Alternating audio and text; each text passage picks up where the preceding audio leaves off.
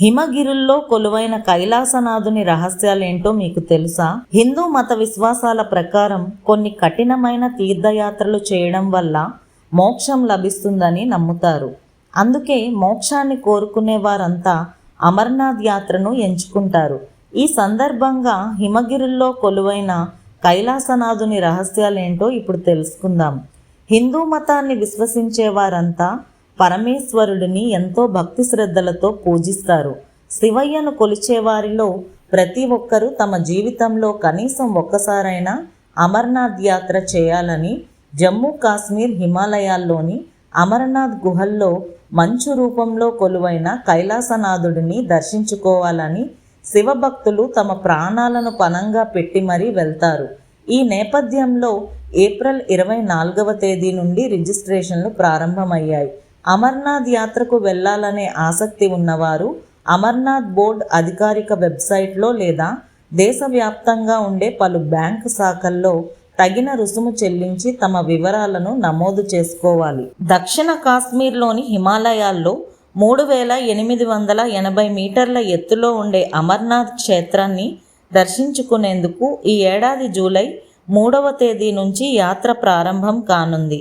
August 9వ తేదీన ఈ యాత్ర ముగియనుంది. ఇదిలా ఉండగా అమర్నాథ్ యాత్ర గురించి ఇప్పటికీ అంతుచిక్కని రహస్యాలెన్నో అలానే ఉండిపోయాయి. ఎంత టెక్నాలజీ పెరిగినా వాటి గురించి తెలుసుకునేందుకు ఎంత ప్రయత్నించినా ఎవ్వరికీ సాధ్యపడలేదు. ఈ సందర్భంగా అమర్నాథ్ యాత్ర గురించి కొన్ని ఆసక్తికరమైన విషయాలను ఇప్పుడు తెలుసుకుందాం. అమర్నాథ్ గుహ సాగర మట్టానికి సుమారు 3800 మీటర్ల ఎత్తులో ఉంటుంది. జమ్మూ నగరానికి 178 కిలోమీటర్ల దూరంలో ఉంటుంది. రైలు లేదా బస్సుల్లో వచ్చేవారు జమ్మూలో దిగి బస్సు లేదా క్యాబ్ ద్వారా 373 కిలోమీటర్ల దూరంలో ఉన్న బల్తాల్ లేదా 260 కిలోమీటర్ల దూరంలో ఉన్న పెహల్గాంకు చేరుకోవాలి. బల్తాల్ నుంచి అమర్నాథ్ చేరుకునేందుకు 1-2 రోజులు ట్రెక్కింగ్ చేయాల్సి ఉంటుంది. పెహల్గాం వెళ్ళాలంటే దాదాపు 36 నుంచి 48 కిలోమీటర్ల వరకు ట్రెక్కింగ్ చేయాలి.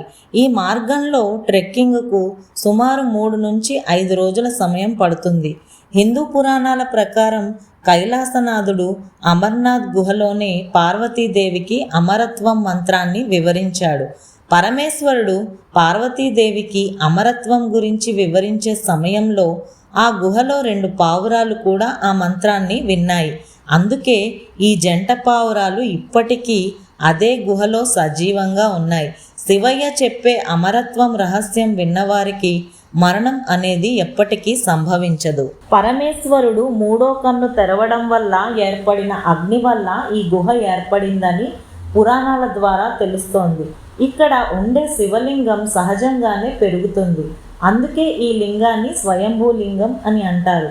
పరమేశ్వరుడు భూమి, నీరు, గాలి, నిప్పు, ఆకాశం అనే పంచభూతాలను ఇక్కడే వదిలిపెట్టారని, అందుకే ఈ ప్రాంతాన్ని పంచతరణి అని కూడా పిలుస్తారని స్థల పురాణంలో ప్రస్తావించబడింది.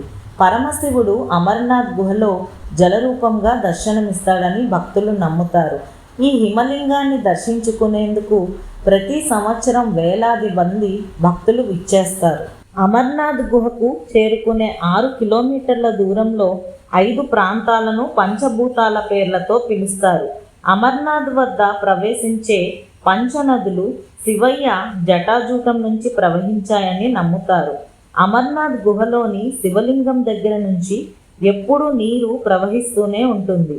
ఈ నీరు ఎక్కడి నుంచి ప్రారంభమవుతుంది, ఎలా వస్తుంది అనేది ఇప్పటికీ మిస్టరీగానే మిగిలిపోయింది. ఈ అమర్నాథ్ గుహ సుమారు 5000 సంవత్సరాల కంటే పురాతనమైనది.